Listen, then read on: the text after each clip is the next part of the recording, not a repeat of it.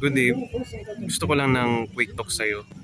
Kung ikaw man ay may kasintahan sa malayo, kayo ay matagal nang hindi nag-usap, kung ang koneksyon nyo ay hindi na tuloy-tuloy, baka ito na yung sign mo na para huwag kang magpabaya sa relasyon. Dahil sa mga pagkakataong ito, isa sa pinaka-importanteng bumubuo ng relasyon ay komunikasyon. At alam natin yan. Gusto ko lang sabihin sa'yo na huwag mong hayaan na umabot sa 1 linggo na hindi kayo magkausap, na hindi kayo magkamustahan. Huwag mong hayaan na hindi kayo nag-uusap. Pwede mo siyang i-check.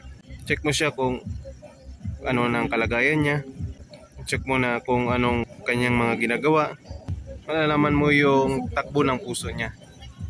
Kung halimbawang sumagot siya sa iyong call, kung ang sagot niya ay malumanay, medyo matamlay, baka may pinagdadaanan siya.